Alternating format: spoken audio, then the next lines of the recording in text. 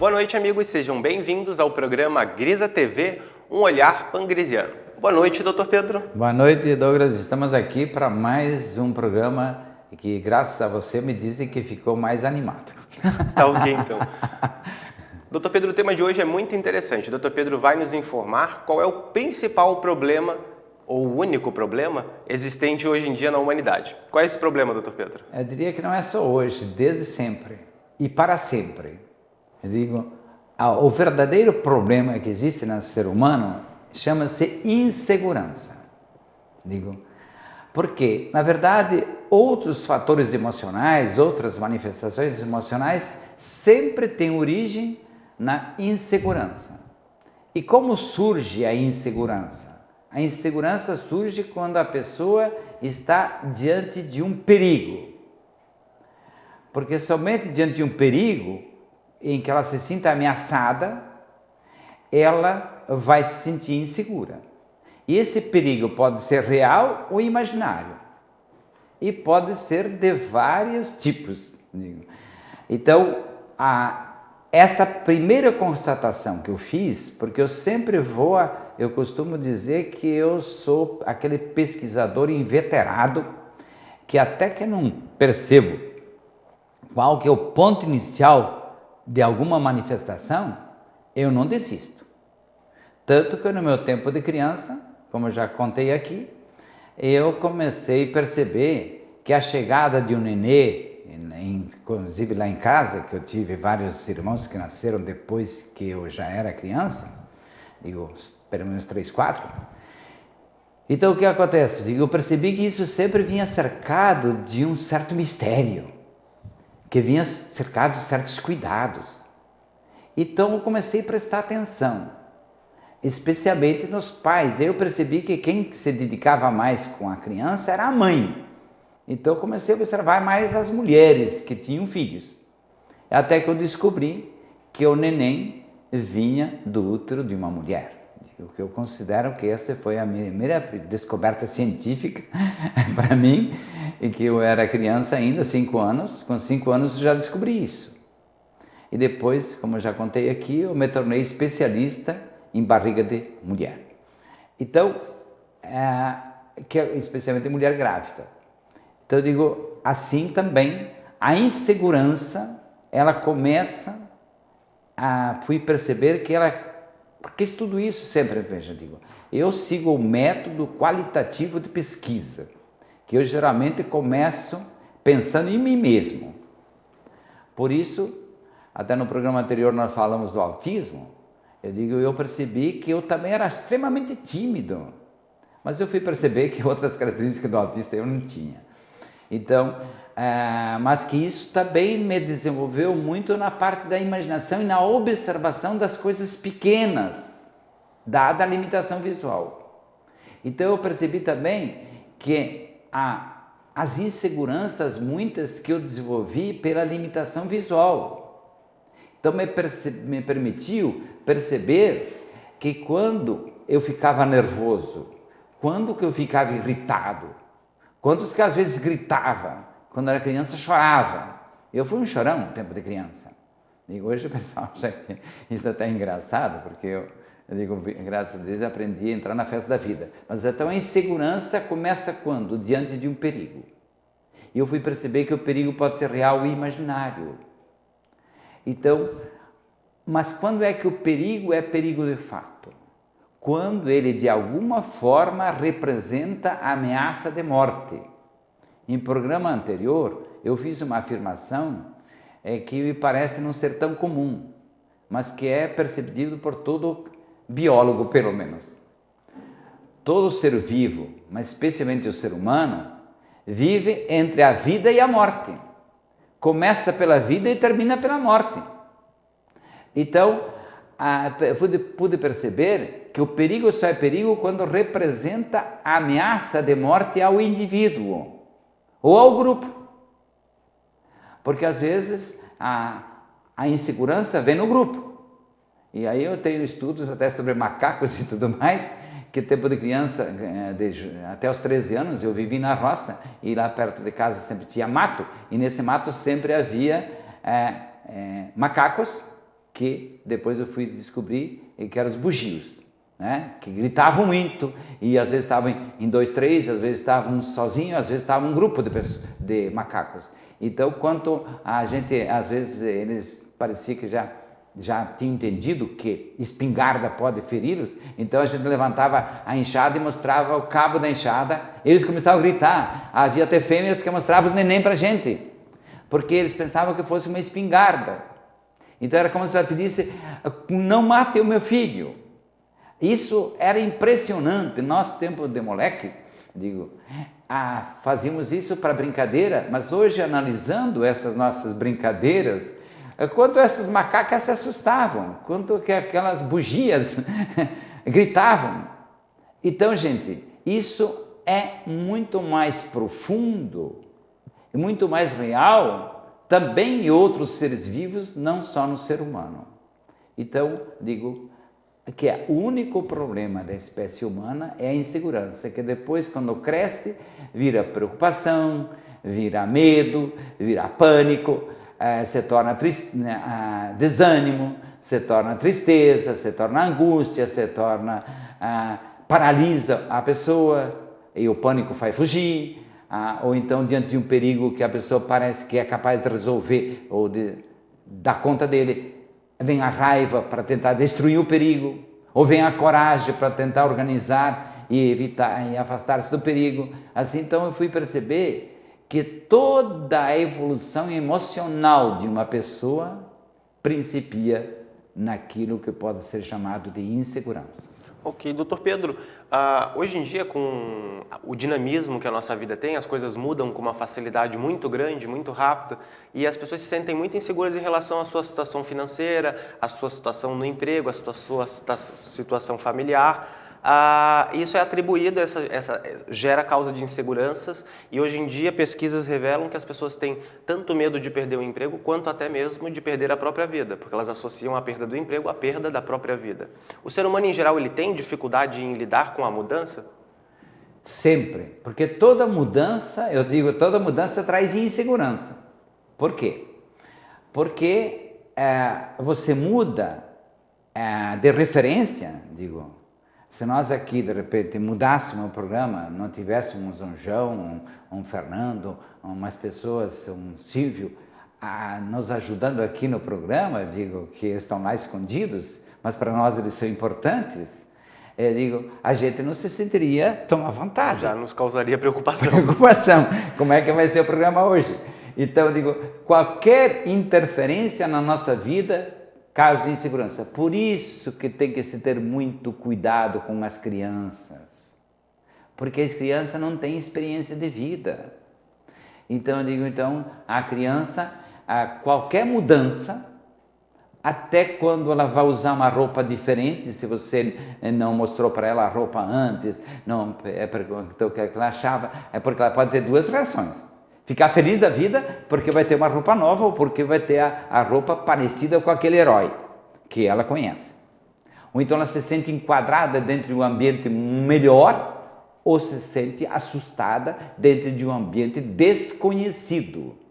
Porque uma das coisas que mais causa insegurança, eu digo que o ser humano sofre entre 7 fantasmas milenares. Eu já citei aqui.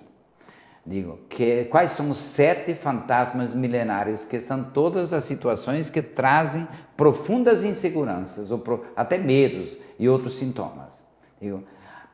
A insegurança diante do desconhecido. Por quê? Se eu não sei quem é o Douglas, como é que eu vou fazer entrevista com ele? Ou como é que eu vou delegar a ele a possibilidade de colaborar comigo no programa e dizer para ele que, como o pessoal diz hoje, Grisa, o Douglas está te ajudando muito. E até há pessoas que dizem assim, o Douglas é muito inteligente. Eu digo, bom, eu vou cobrar dele depois dessa comissão. É a influência pela convivência, a gente vai pegando um pouco do conhecimento. Isso. Então eu digo, nesse sentido, toda mudança, ela traz insegurança. Então, o desconhecido é o primeiro fantasma. O segundo, o mais grave, que eu digo que é até a pior praga do planeta, chama-se culpa. Porque culpado merece castigo. E castigo tem tudo a ver com ameaça de morte, especialmente quando é tortura e companhia. Depois é o bobo, porque se você passa por bobo, não sabe se virar numa situação que exige de você um desempenho melhor. Então, ninguém aceita ser bobo. Outra é o inimigo, porque ao longo da história da espécie humana, sempre se pensou que ali atrás da casa pode ter um inimigo. Eu lembro o tempo de criança, que a minha mãe, quando aparecia às vezes um gambá que ia pegar uma galinha lá no galinheiro para chupar o sangue no pescoço, ela ficava braba e tal. E o pai era ótimo caçador, então eu sei que o pai muitas vezes matou o gambá porque era nosso inimigo. Mas não só o inimigo, então é muito importante a vizinhança. Se você tem amigos lá no interior, lá na roça, todos os nossos vizinhos eram nossos amigos e nossos protetores. Quando aparecia um estranho, logo ficava 3 ou 4 de olho, não era um só. Geralmente, e às vezes mais de uma família, se aparecia um estranho na região, todo mundo já ficava de olho. Será que é ladrão? O que ele quer aqui? Será que é trabalho ou quer roubar? Então, o inimigo. Outro, o maluco. Por que o maluco traz tanta insegurança? Para ele mesmo e para os outros. Porque ele não sabe que reação ele vai ter. Então estamos constantemente diante de um desconhecido. E desconhecido pode ter reação que você às vezes considera insuspeita. Depois, o doente. A doença sempre foi vista como ameaça direta da morte. Tanto que eu não gosto de nenhum termo lá no meu gabinete de orientação parapsicológica que lembre consultório médico. Por quê? Porque a maioria das pessoas vê o hospital como a antecâmara do cemitério. E vem muitas vezes o médico como o grande salvador, mas também como aquele que de repente está anunciando que eu vou morrer logo. Então, o fantasma do jaleco branco, que já é conhecido como síndrome do jaleco branco, é por causa desse medo que as pessoas têm da doença, e quem cuida da doença, aquele notícia ele pode me dar. Então, se me der uma notícia que eu estou sofrendo de câncer, que pode me levar à morte, eu não gosto mais de voltar lá. A tendência é não gostar de ir lá. Embora, se vai perceber que graças a esse diagnóstico a pessoa vai ter a chance de se salvar, porque senão ou não foi o médico que inventou o câncer. O médico apenas diagnosticou o câncer. Então tem que ver o médico como um benfeitor. Quantas pessoas eu já ajudei a libertar-se do medo de hospital, do medo de médico, do medo de enfermeira, lá no meu gabinete de orientação parapsicológica, mostrando que ele era um benfeitor e não um perigo. O perigo só estava na cabeça dele. E então, assim por diante. Então, e o último fantasma que eu chamo de fantasma milenário e planetário é a morte. Que já falamos aqui, o ser humano como ser vivo vive entre a vida e a morte. Então, tudo que nos apresenta algo que parece que nos vai deixar mais vizinho da morte, que vai nos levar à morte, tudo isso nos assusta, não só assusta, apavora, às vezes manifesta até, eu digo que eu atendo muita gente com síndrome do pânico, então a pessoa tem a síndrome do pânico, é exatamente o medo de morrer, que é o oposto da depressão, que às vezes o cara parece que quer morrer, mas não quer morrer, ele acha que não vale mais a pena viver. Ok. Doutor Pedro, agora nós vamos dar uma pausa e daqui a pouquinho nós já voltamos com mais Grisa TV, um olhar pangrisiano. Não saia daí.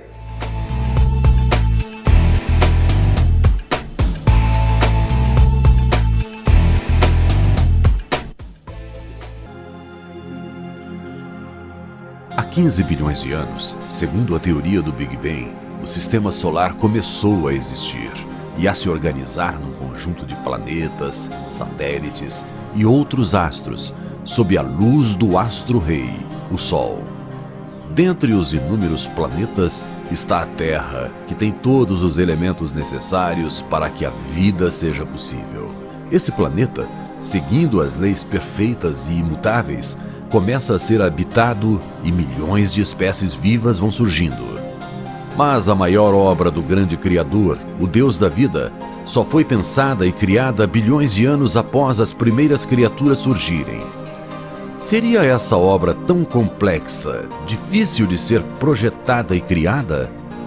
Seria essa obra demasiado perigosa para existir antes? Ou essa obra, por sua grandeza, teria sido apenas iniciada e necessitado mais tempo para ser concluída? Há apenas 10 bilhões de anos, a grande obra é apresentada ao planeta. A caçula das criaturas começa a existir. O Homo sapiens, o homem inteligente. O planeta azul tem um novo rei, o ser humano.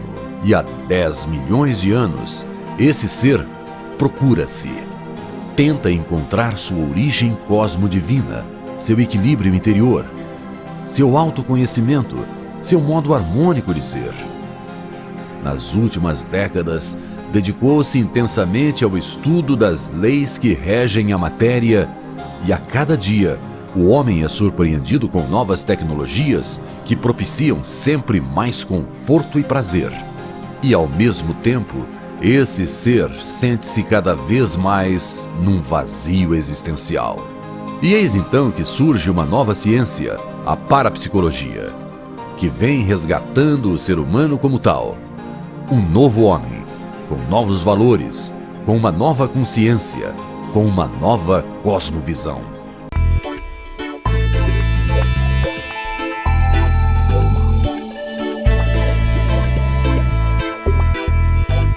Estamos de volta com o programa Grisa TV, um olhar pangrisiano. O assunto de hoje é insegurança, que segundo o sistema Grisa é o único problema da espécie humana. Doutor Pedro, queria que o senhor comente uma afirmação sua, a de que todas as maldades e violências de qualquer natureza, tudo se origina do medo de morrer. Exato, porque eu digo, ninguém mata por coragem, só mata por medo e medo de morrer. Porque se ele tem medo de ser preso ou medo de fazer alguma coisa, ele já mata. Por isso que hoje tantos adolescentes extremamente inseguros, porque não tem a referência nenhuma que ele se sinta capaz, porque até por ter protegido aí por outros motivos, ou porque se sente ameaçado de que lado, ele mata mesmo. E até, como já falei aqui, pode até matar pais e avós. Ok. Doutor Pedro, quem possui competência para garantir sua própria sobrevivência não precisa furtar, não precisa roubar. Muito menos precisa pedir ou exigir esmola dos pais ou do país e seus contribuintes. Explica isso para a gente. Bem, veja, digo, a pessoa que tem competência para conquistar os bens necessários à sua sobrevivência, e volto a insistir, o que já falei aqui em outros programas, criança tem que aprender a trabalhar, não como escravo. Não como aquele que o trabalho impede ele de estudar. Mas eu digo, mas tem que aprender a ser útil ao grupo no qual ele está inserido. Então, criança tem que ajudar em casa, sim, senhor.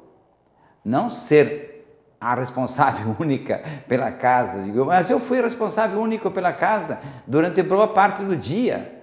Quando meus pais iam trabalhar na roça, etc. Digo, eu não considero que eu ter sido responsável até, não só pela casa, para limpar a casa, para cuidar do feijão que estava cozinhando, para cuidar das minhas irmãs pequeninhas. Eu digo, eu fui responsável por tudo isso sozinho, desde os 6, 7 anos. Digo, e fui fazendo esse papel praticamente até os 13.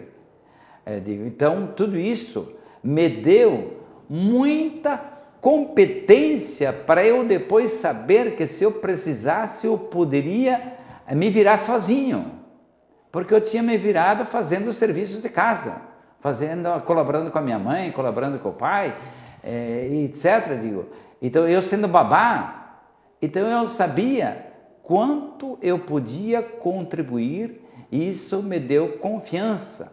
Por isso que quantas vezes as pessoas dizem, sim, Grisa, mas quando você fica falando dessa fantasia de que você era gago, de que você era magricela e por isso ganhou 10 apelidos e que você era isso e aquilo, dá a impressão que você veio... Digo, eu vim mesmo, tudo isso foi verdade em minha vida.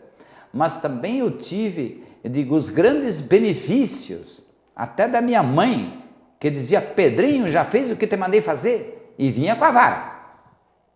E depois eu corria para fazer o que a mãe havia solicitado, porque eu não queria ganhar mais varada no traseiro. E aí o que acontecia? Depois eu via a minha mãe contente com aquilo que eu havia feito. E aí eu aprendi a desenvolver minha competência.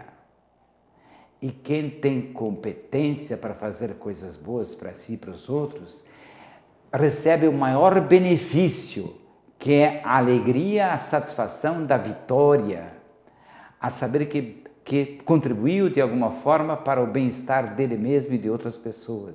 Isso é o melhor pagamento. Então eu digo, essa questão é fundamental, porque quem tiver competência para conquistar os bens necessários à sobrevivência, hoje nós só conquistamos através do dinheiro, então tem que ter trabalho, tem que ter emprego, tem que ganhar dinheiro. É a forma que atualmente nós estamos envolvidos, digo. Mas eu tive outras tantas formas de ganhar o pão nosso de cada dia, porque eu sou filho da roça, digo, era de família onde a natureza contribuía muito, eu digo, também a gente colhia fruta no mato, era uma festa quando a gente encontrava um pé de jabuticabeira no meio do mato carregado de jabuticaba madura. Aquilo era uma festa. E a gente nunca pensava em comer só nós, irmãos. Às vezes nós estamos em 3 meninos, e que achavam isso, a gente procurava encher o chapéu para levar para casa para a mãe. Levar até para o pai, que era muito exigente em relação à fruta. Então eu digo, mas isso para nós, a alegria maior era dizer que nós tínhamos achado uma coisa que era benéfica para todos. Então tudo isso, gente, a criança de hoje está privada, especialmente quando a educação estúpida do Brasil fica dizendo que criança não pode trabalhar. Criança tem que trabalhar, mas não precisa ser escrava, não precisa sofrer com isso, não precisa ser bloqueado o caminho dela da escola, tem que ter o caminho aberto para a escola, e melhor ainda se associa à atividade benéfica para si e para os outros com atividade de aprendizagem. Tudo isso é fundamental. Porque, doutor Pedro, em termos de números, os pesquisadores paulistanos em São Paulo fizeram a seguinte pesquisa. Eles foram para a rua e fizeram uma única pergunta para as pessoas que passavam. Você tem segurança? Sim. 91% das pessoas responderam que sim.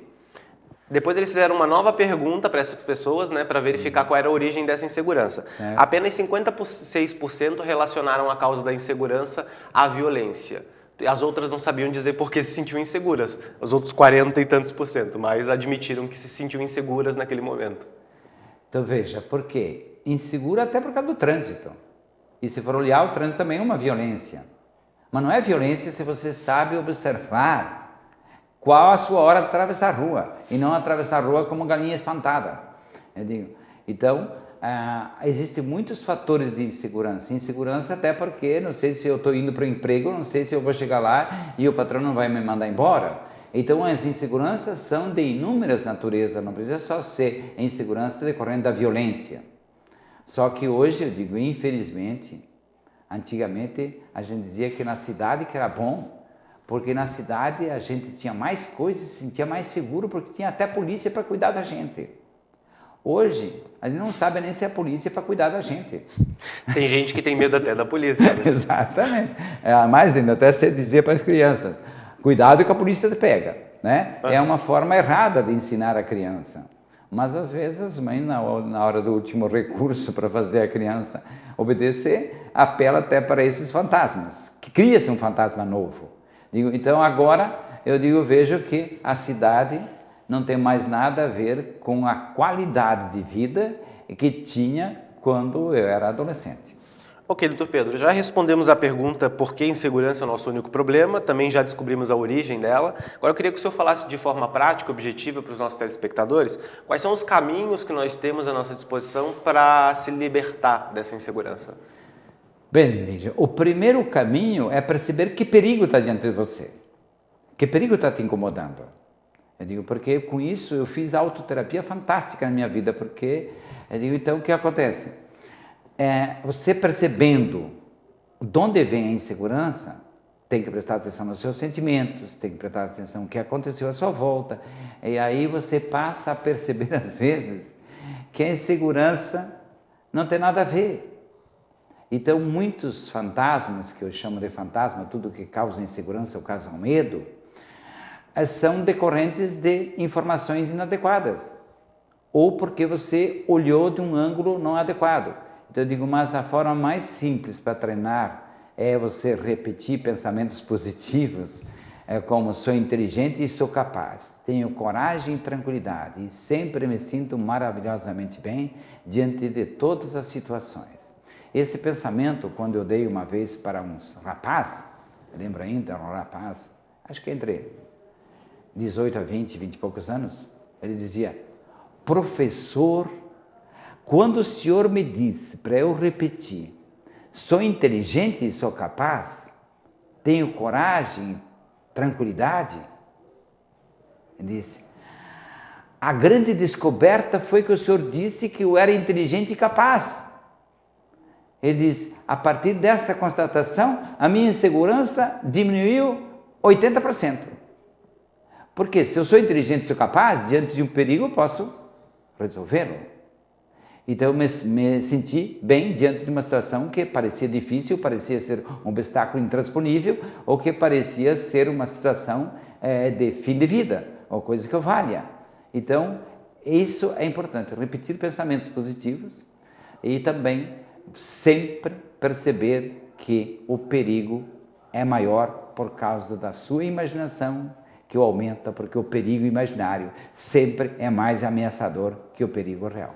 O que tu vê dessas formulações construtivas, pensamentos positivos, tem no seu livro de bolso Companheiro Mental, né? Perfeito. Tem no Companheiro Mental e todos os meus livros eu sempre dou alguns exemplos, né? E mesmo esse último que eu lancei sobre hipnose, eu digo, ele também tem várias formulações criativas construtivas e que faz parte, inclusive, da gente se hipnotizar por coisas boas. Porque nós sempre estamos hipnotizados. Ou pelos fantasmas que nos perturbam, ou pelas coisas boas e agradáveis que nos levam adiante. Então, nós estamos sempre diante. Então, eu digo, cultivar a nossa mente, criar imagens positivas, botar uma fotografia lá de um grande sucesso que você fez, eu digo, ter um álbum de fotografias, hoje é tão fácil fazer fotografia. Então, bota lá especialmente aqueles que representam um instante de sucesso, não só um instante de alegria ou de bagunça. Acima de tudo, aquilo que representa uma conquista sua. Até eu vou falar um pensamento aqui que ontem alguém me lembrava que eu havia dito para ela, uma senhora que me disse, eu digo assim, mais importante que ganhar ou receber é conquistar. Os filhos têm que aprender a conquistar. Eu mesmo, que nós já falamos aqui em programa anterior, não é ganhar o peixe, é ensinar a pescar. Então, isso tudo ajuda a gente a superar as inseguranças. Ok, doutor Pedro, obrigado. O programa de hoje terminou, mas você pode continuar aprendendo sobre parapsicologia na internet em nosso portal. Acesse www.sistemagrisa.com.br. Este programa será reprisado neste sábado e na próxima segunda-feira às 20 horas. E semana que vem, quinta-feira, às 21, nós nos encontramos aqui novamente com mais um episódio do programa Grisa TV, um olhar pangrisiano. Muito obrigado, boa noite e até a semana que vem.